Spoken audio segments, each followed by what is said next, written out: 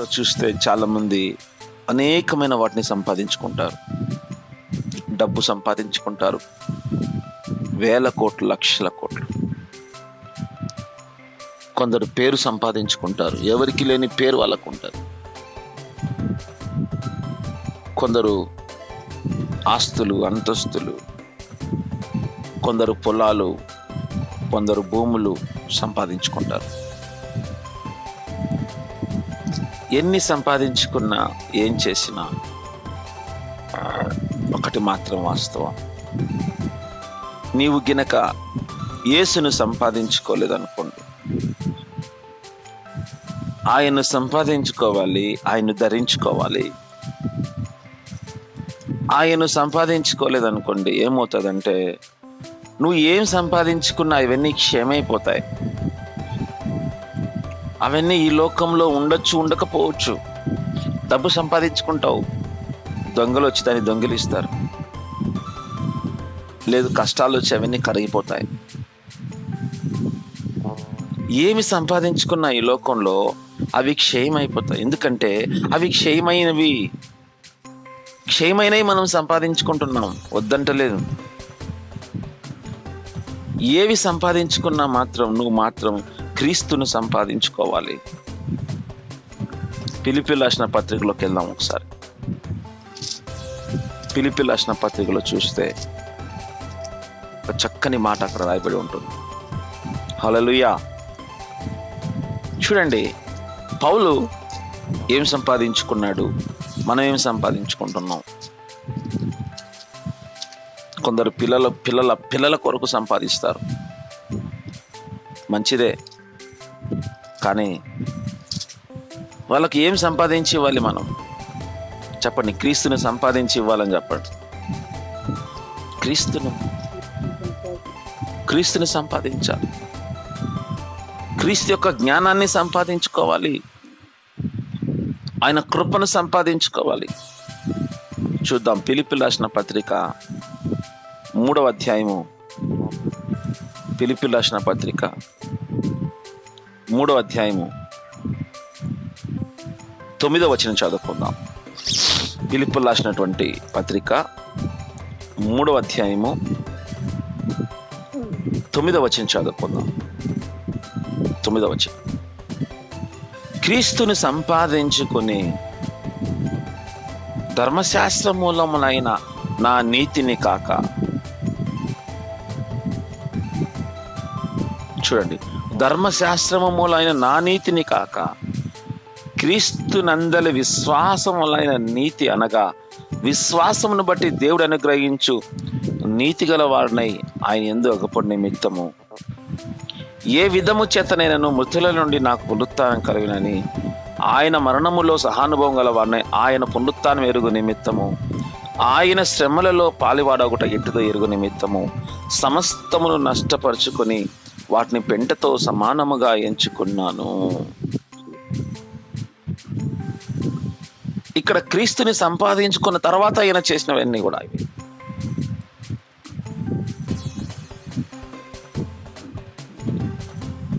చూడండి, మరి యేసుప్రభుని సంపాదించుకోవడానికి చాలా మంది యేసయ్యను ఎందుకు సంపాదించుకోరంటే,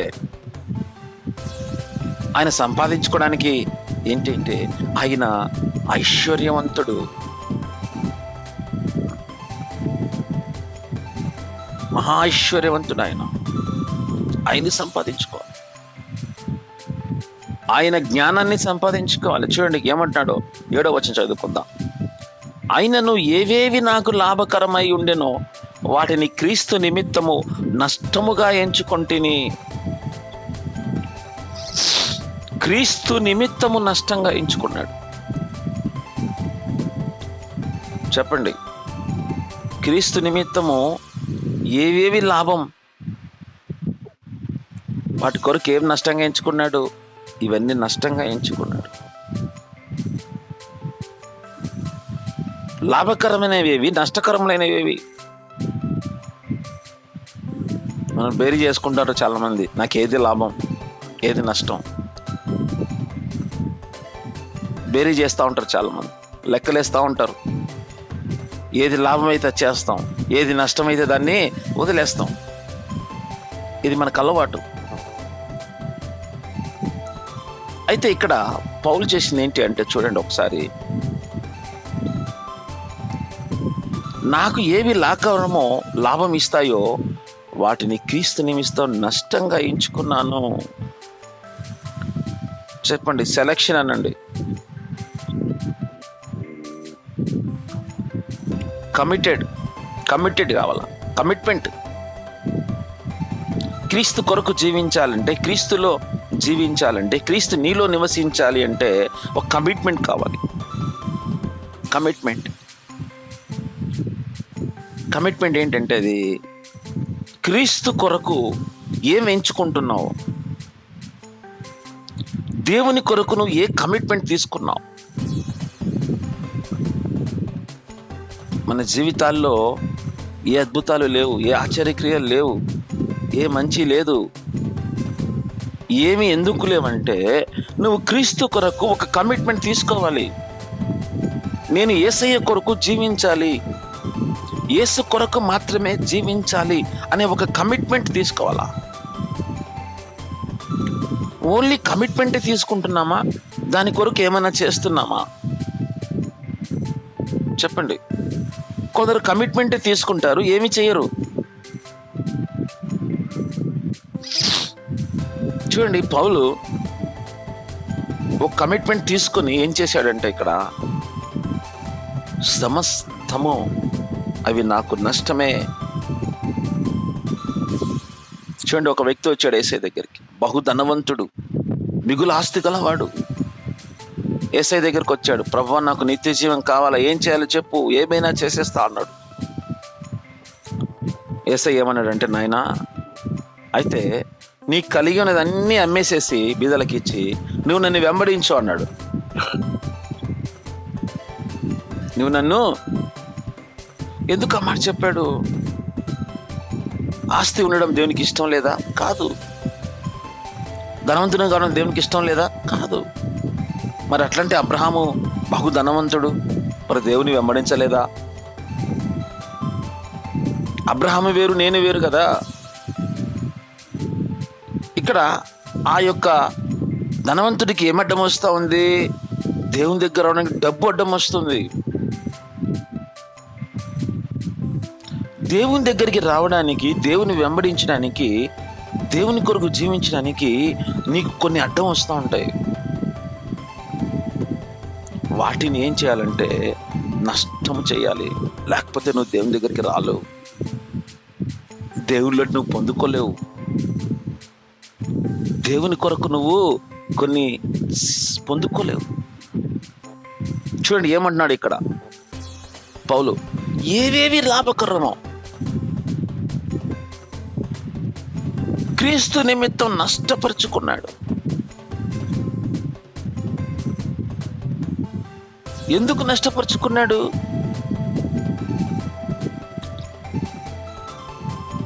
ఈ లాభకరమనేవి క్రీస్తుతో పోలిస్తే ఏం కనిపిస్తున్నాయంటే అవి బెంటగా కనిపిస్తున్నాయి. చూడండి, అంటే మనం ఏవైతే విలువ లేనివో వాటికి విలువ ఉందనుకుంటున్నాము, ఏవైతే క్రీస్తులో ఉండేటువంటి అమూల్యమైనవి అవి మనం విలువలేనిగా మనం అనుకుంటున్నాం. బాగా గమనించాలి. ఇక్కడ విలువైనవి ఏవి? క్రీస్తు విలువైన వాడు, అమూల్యమైన వాడు. ఆయన కంటే విలువైన ఏవీ లేవు. ఇక్కడ పౌలు క్రీస్తుని సంపాదించుకోవడానికి మొదట ఏం సంపాదించుకోవాలి క్రీస్తులో అంటే మొట్టమొదటిది జ్ఞానం. ఏంటి జ్ఞానము? అతి శ్రేష్టమైన జ్ఞానం అంటారు. చూడండి, ఈ లోకంలో ఉండే జ్ఞానం కాదు. ఈ లోకంలో ఉండే జ్ఞానము అది వెర్రితనము. ఎన్ని బుక్స్ అయినా చదువు, ఎన్ని ఫిలాసఫీ అయినా చదువు, ఎంత రీసెర్చ్ అయినా చెయ్యి. పౌలు అన్నాడు, నేను ఏలా అధిక జ్ఞానం సంపాదించి తిని. సౌలు అన్నాడు, సొలొమోన్ అన్నాడు, నేను ఏలా అధిక జ్ఞానం సంపాదించి తిని. ఏ జ్ఞానం సంపాదించాడు సొలొమోను? చెప్పండి, ఏ జ్ఞానం సంపాదించాడు సొలొమోను? ఇక్కడ అతి శ్రేష్టమైన జ్ఞానం.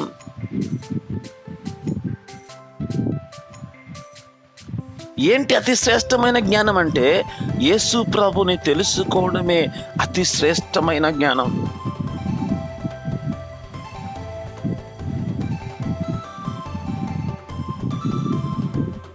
యేసు ప్రభుని తెలుసుకోవడానికి అన్నిటినీ ఏం చేశాడు ఆయన? చెప్పండి, ఏం చేశాడు? అన్నిటినీ నష్టపోయాడు, అన్ని వదిలేసుకున్నాడు, అన్ని పోగొట్టుకున్నాడు. ఇప్పుడు చెప్పండి, విలువైన వాటి కోసం పోగొట్టుకున్నాడా? విలువలేని వాటి కొరకు పోగొట్టుకున్నాడా? మనం అన్ని సంపాదించుకుంటాం, అన్ని పోగొట్టుకుంటున్నాం. ఎందుకు? ఇక్కడ పౌలే అతి శ్రేష్టమైన జ్ఞానాన్ని సంపాదించుకోవడానికి సమస్తమును నష్టంగా ఎంచుకున్నాడు. ఇక్కడ సమస్తం అనండి.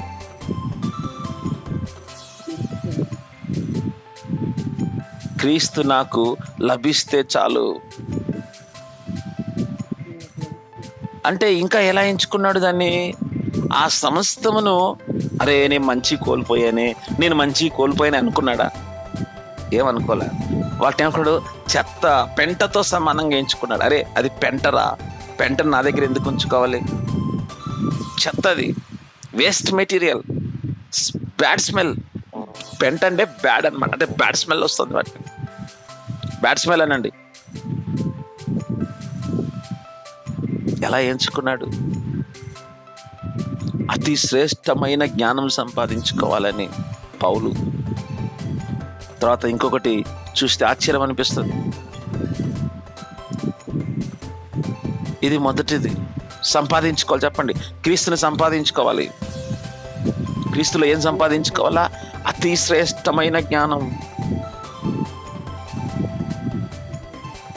ఇంగ్లీష్లో చాలా బాగుంటుంది. The excellence of the knowledge of Christ Jesus.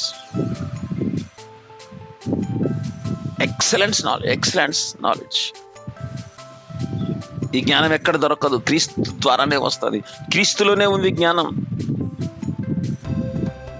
చూడండి, ఓ లాజర్ చనిపోయాడు, లాజర్ని లేపే జ్ఞానం ఎవరికన్నా ఉందా? యేసుప్రభువు ఒక్కటే. లాజర్ బయటికి రా అన్నాడు, అంతే. సమాధిలోంచి లాజర్ బయటకు వచ్చాడు. హల్లెలూయా.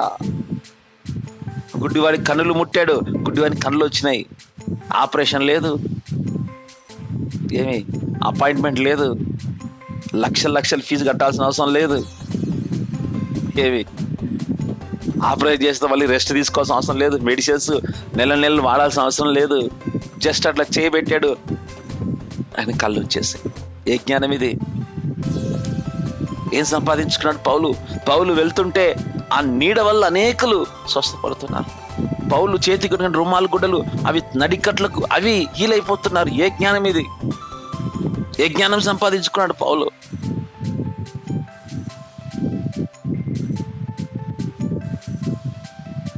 అందుకే మనం ఏం సంపాదించుకుంటున్నాం? ఏం కోల్పోతున్నావు నువ్వు? క్రీస్తుని కోల్పోతున్నావు. క్రీస్తు ఇచ్చే అమూల్యమైనటువంటి ఆ జ్ఞానము కోల్పోతున్నావు. పౌలు అంటాడు, చూడండి, పౌలు పెంటగా ఎంచుకున్నాడు. చూడండి, వాటన్నిటి వాళ్ళు సంపాదించుకోవాలంటే లక్షల కోట్లు, వేల కోట్లు కాదు, ఎన్నైనా సంపాదించుకోగలరు వాళ్ళు. ఒక గుడ్డివాడిని స్వస్థపరిస్తే ఎంతైనా ఆస్తి అంతా తీసేస్తాడు. తీసుకున్నారా? రోజు కొన్ని వందల మందిని స్వస్థపరుస్తూ అంటారు. ఎన్ని డబ్బులు వస్తాయి వాళ్ళకి? ఓ డాక్టర్ చేయబట్టుకుంటేనే ఇన్ని లక్షల రూపాయలు ఖర్చు అవుతుంది. మరి వీళ్ళు ఏ మెడిసిన్ ట్రీట్మెంట్ ఏమీ లేకుండానే స్వస్థపరిచేస్తున్నారు. ఎన్ని కోట్లు రావాలి వీళ్ళకి చెప్పండి? సంపాదించుకున్నారా? లేదు. మరి క్రీస్తుని గురించి అతి శ్రేష్టమైన జ్ఞానం సంపాదించుకున్నారు. ఇంకా ఏం సంపాదించుకున్నారు చూద్దాం. 9వ వచనం.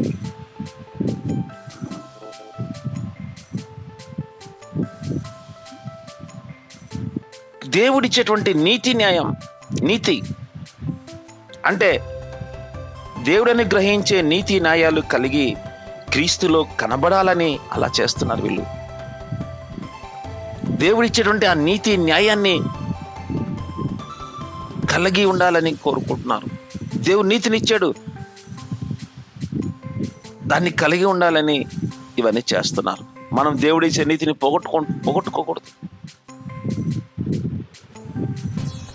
ఇంకొకటి ఏం పొందుకున్నాడు పౌలు అంటే, ఆయన పునరుత్థానము తెలుసుకోవాలి. చూద్దాం వచనం ఎక్కడ ఉందో, 10వ వచనం. ఏ విధము చేతనైనను మృతుల నుండి నాకు పునరుత్థానం కలగాలి. Hallelujah. This is very very very important thing. ఏమని చెప్తున్నాడు? ఏ విధము చేతనైనా సరే నాకు పునరుత్థానం కలగాలి, నేను తిరిగి లేవాలి. ఎంతమంది చనిపోతారో, ఎంతమందికి పునరుత్థానం కలుగుతుందో, పునరుత్థానంలో కూడా శ్రేష్టమైన పునరుత్థానం ఉన్నది. చెప్పండి, పునరుత్థానం కూడా శ్రేష్టమైన పునరుత్థానం ఉందని చెప్పండి. ఏమున్నాయి పునరుత్థానంలో? చూద్దాం. అది కూడా శ్రేష్టమైన పునరుత్థానం ఉంది, చూద్దాం. అది కూడా ఏప్రిల్ రాసిన గ్రంథం, ఏప్రిల్ గ్రంథము. కొందరు స్త్రీలంట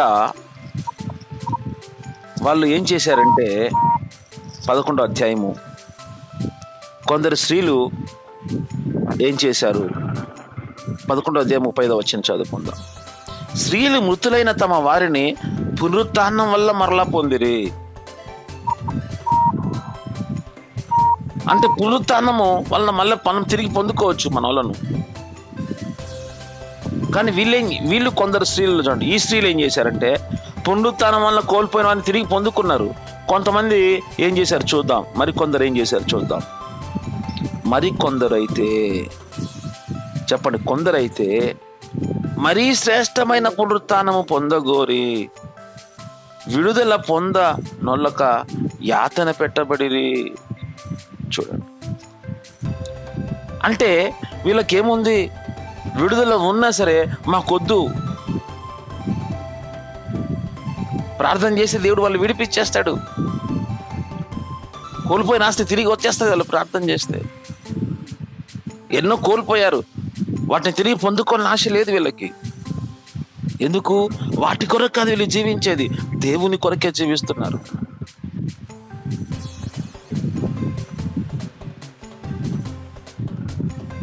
కాబట్టి వాళ్ళు మరీ శ్రేష్టమైన పునరుత్థానం ఉన్నది. ఏ పునరుత్థానం ఇది? చెప్పండి. ఏ పొందుకున్నా మనం క్రీస్తులో శ్రేష్టమైనవి పొందుకోవాలా? మరి శ్రేష్టమైన పునరుత్థానం పొందగోలని వారు ఏం చేశారు? విడుదల నొందక వారు యాతన పెట్టబడి, వారు శ్రమలకే, మనం సుఖాలకు మరుగుతాం, వాళ్ళు శ్రమలు కోరుకున్నారు. మనమేమో సుఖాలు, అన్ని సుఖాలే.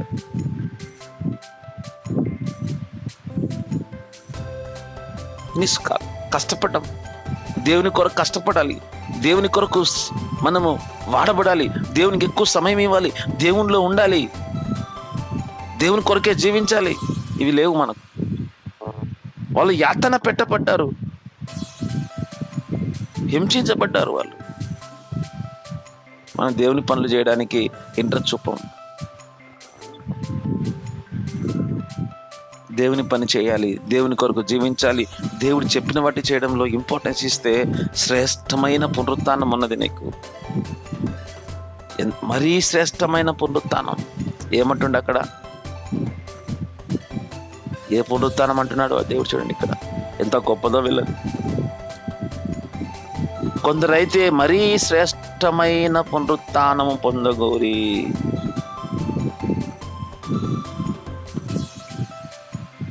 అంటే ఎందుకు ఇన్ని శ్రమలను అనుభవిస్తున్నారు వాళ్ళు? దేని కొరకు? క్రీస్తుని తెలుసుకుంటేనే నీకు ఇవన్నీ అర్థమవుతాయి. లేకపోతే ఈ లోకంలో అన్ని సంపాదించుకుంటావు, దేవుడిచ్చి అన్నీ పోగొట్టుకుంటావు. నువ్వు కావాలి, నీకు అన్నీ వద్దంటలేదు. ఆస్తి కావాలి, ఆస్తి దేని కొరకు వాడాలి? మొత్తం దేవుని కొరకే వాడాలి. నీ పిల్లల కొరకు వాడు, కొంత మొత్తం దేవునికి ఇచ్చి మొత్తం వాళ్ళకి తీసి కూడా పెట్టావు అనుకోండి, దేవుని కొరకు ఏం ఖర్చు పెట్టావును? మీ పిల్లల కొరకు, మీ కుటుంబాల కొరకు ఒక 50 లక్షలు సంపాదించావు అనుకో, మొత్తం 50 లక్షలు సంపాదించావు నీ ఆస్తి. ఆ 50 లక్షల్లో నీ కుటుంబానికి ఎంత ఇస్తావు? ఓ 49 లక్షలు ఇచ్చినావా? దేవునికి ఎంత ఇచ్చావు? ఓ 1,00,000 ఇచ్చావు. ఏం పొందుకుంటావు నువ్వు దేవునిలో? ఏం పొందుకుంటావు చెప్పండి? అంటే దేవునికి ఎంత ఖర్చు పెట్టావు, నీ కుటుంబానికి ఎంత ఖర్చు పెట్టావు చెప్పాలి. అంటే నువ్వు ఏం పొందుకుంటావు ఇంకా దేవునిలో? ఇక్కడ పౌలు ఇవి ఎంత విలువైన చెప్తున్నాడు. అతి శ్రేష్టమైన జ్ఞానం సంపాదించుకోవడం అన్నాడు, అతి శ్రేష్టమైన పునరుత్థానం సంపాదించుకుంటున్నాడు, దేవుడిచ్చేవన్నీ పొందుకుంటున్నాడు, ఇవన్నీ నష్టం చేసుకున్నాడు. నేను నష్టం చేసుకోమంటలేడు. అంత విశ్వాసం మనకు కావాలా? ఇది ఇంతగా మనం జీవించాలంటే విశ్వాసం బాగా కావాలి మనకి. ఈ లోకంలో వ్యర్థమైన వాటి కొరకు మన జీవితం అంతా అర్పిస్తే దేవుని కొరకు ఎంత జీవం అర్పించగలవు నువ్వు? నీ వయసు అంతా నీ కొరకు, నీ పిల్లల కొరకు, నీ కుటుంబాల కొరకే జీవిస్తే దేవుని కొరకు నువ్వు జీవించే సమయం ఎంత చెప్పు. అందుకే 1 కోటి రూపాయలు సంపాదించి దేవుడు నీకు ఇచ్చాడు, 50 లక్షలు వాళ్ళకి ఇచ్చి 50 లక్షలు దేవునికి ఖర్చు పెట్టు. వాళ్ళకి ఎంత ఇవ్వాలి అంతే, మిగతా దేవునికి ఇవ్వాలి. చూడండి, అంటే ఇక్కడ ఏం చెప్తున్నాడంటే, ఇక్కడ చూడండి, మరీ శ్రేష్టమైన పునరుత్థానం. ఇక్కడ పౌలు ఏం చెప్తున్నాడు చూడండి, 11. ఏ విధము చేత మృతులను నాకు పునరుత్థానం కలవాలని ఆయన మరణములో సహానుభవం గల వాడినై ఆయన పునరుత్థానం ఎరుగు నిమిత్తము ఆయన శ్రమలలో పాలివాడు ఎట్టితో ఎరుగు నిమిత్తము సమస్తము నష్టపరుచుకుని వాటిని పెంటతో సమానముగా ఎంచుకున్నాను. హల్లెలూయా. ఆయన శ్రమల్లో పాలువావడం ఎంత గొప్పదో తెలుసుకున్నాడు. అమ్మో, ఈ శ్రమలు గనుక నేను పాలువాసు రాకపోతే నేను అన్ని కోల్పోతా.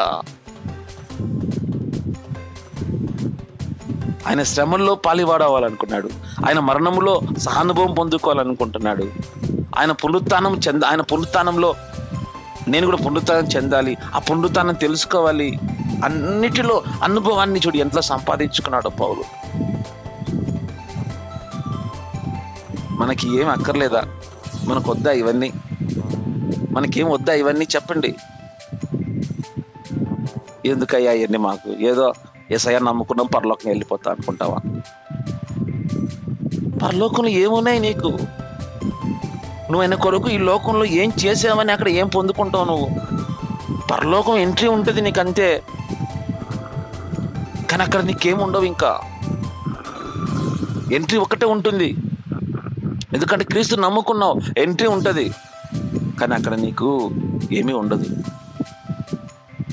అక్కడ బహుమానాలు లేవు నీకు, అక్కడ ఇచ్చేటువంటి గొప్ప శ్రేష్టమైనటువంటి అమూల్యమైనటువంటివి ఉండవు నీకు.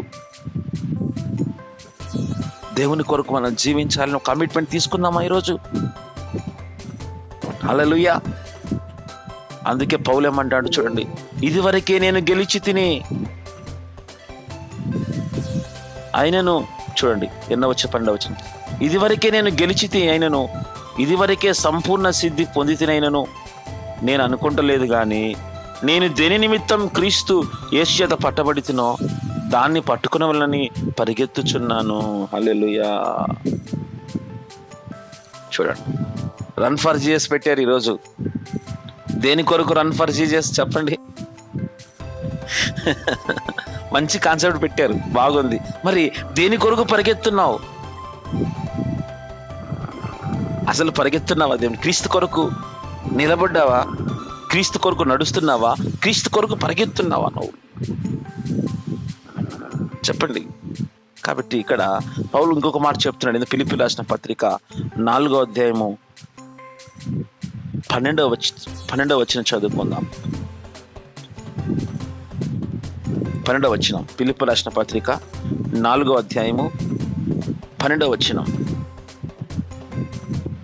ఈ అధ్యాయం చాలా ఇంపార్టెంట్. 3వ అధ్యాయం 12వ వచనం, 4 కాదు, ఫిలిప్పీయులకు రాసిన పత్రిక 3వ అధ్యాయం 12వ వచనం. చాలా ఇంపార్టెంట్ విషయాలు ఉన్నాయి ఇందులో.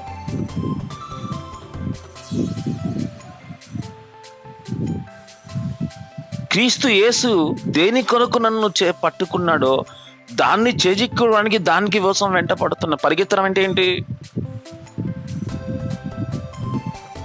ఏదో ఒకటి సంపాదించుకోవాలంటే దాని కొరకు వెంటపడాలి నువ్వు. చూడండి, కొందరు డబ్బు కోసం పరిగెత్తా ఉంటారు. వాళ్ళకి ఇంకేం కనపడవు, డబ్బు డబ్బు డబ్బు డబ్బు.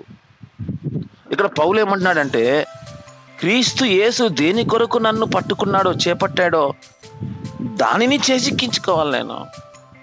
చెప్పండి, దేన్ని చేజిక్కించుకుంటావు నువ్వు?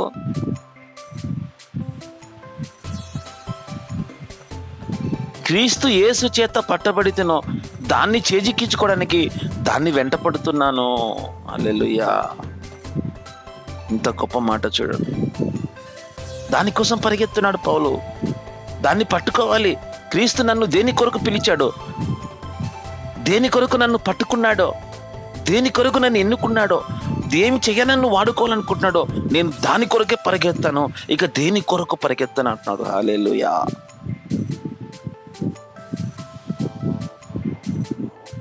అందుకే చివరి మాట చదువుకుందాం, 18వ వచనం.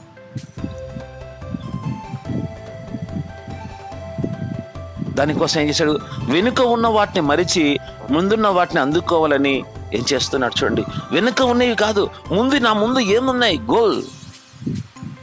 దేవుని ముందు ఏం పెట్టాడు, ఏమి ఇవ్వాలనుకుంటున్నాడు, నీ ముందు ఏం పెట్టాడు, అది ఇంపార్టెంట్ నీకు. చూడండి ఏం పెట్టాడో చూద్దాం. 18వ వచనం. సహోదరులారా, నేను ఇదివరకే పట్టుకొని ఉన్నాను, తలంచుకొనను. అయితే ఒకటి చేయుచున్నాను, వెనుక ఉన్న వాటిని మరిచి ముందున్న వాటి కొరకు వేగిరపడుచు క్రీస్తు యేసునందు దేవునిది ఉన్నతమైన పిలుపునకు కలుగు బహుమానం పొందగలనని గురి యొద్దకు పరిగెత్తుచున్నాను. ఎందుకోసం పరిగెత్తున్నావు చెప్పండి? ఉన్నతమైన బహుమానం అనండి. క్రీస్తు పిలిచాడు, ఆ పిలుపుకు బహుమానం ఉన్నది, దాని కొరకు గురి కలిగి పరిగెత్తాలి మనం. నీకు కొన్ని బహుమానాలు ఇచ్చాడు, వాటిని ఏం చేయాలి నువ్వు? నీకు ఏ బహుమానాలు ఇచ్చాడో ఇదిగో ప్రభు చెప్పాడు, ఇదిగో నేను ఇలా వాడుకుంటా, వాటి కొరకు నువ్వు జీవించావా, వాటి కొరకు బతికావా, ఇదిగో నీకు ఈ బహుమానాలు ఇస్తా అన్నాడు దేవుడు. ఆ బహుమానాలు పొందుకోవాలని ఒక గురి పెట్టుకొని పరిగెత్తున్నాడు. హల్లెలూయా! చూడండి, ఎగ్జామ్ పెడతారు పిల్లలు, 10th క్లాస్ ఎగ్జామ్. అరే నా కొడుకు ఎలాగైనా పాస్ అవ్వాలి అని ఏం చేస్తావు? వాని కొరకు నువ్వు ఉదయాన్నే లేవాలి, ఇదిగో అన్ని మానేసాయి, ఆ 10th క్లాస్ ఎగ్జామ్ పాస్ కావడానికి ఒక గురి పెడతావు. ఇదిగో ఈ సబ్జెక్ట్ ఇన్ని రోజులు చదవాలా, ఇదిగో ఈ ఎగ్జామ్ ఇలా రాయాలని గురి పెట్టి వాళ్ళ ఎగ్జామ్ రాస్తాం. ఎగ్జామ్ రాస్తే పాస్ అయిపోతాడు. మనం కూడా దేవుడిచ్చే బహుమానాలు పొందుకోవడానికి ఒక గురి కలిగి గురి యొద్దకు పరిగెత్తాలి. లేకపోతే దేవుడిచ్చే ఆశీర్వాదాలు, అభిషేకాలు, ఐశ్వర్యం, బహుమానాలు అన్నీ కోల్పోయే ప్రమాదం ఉన్నది. మనం బి కేర్ఫుల్. చెప్పండి, గురి యొద్దకు పరిగెత్తాలని చెప్పండి. కళ్ళు మూసుకొని ప్రార్థన చేసుకుందామా? యేసయ్యా నీకు వందనాలు తండ్రి.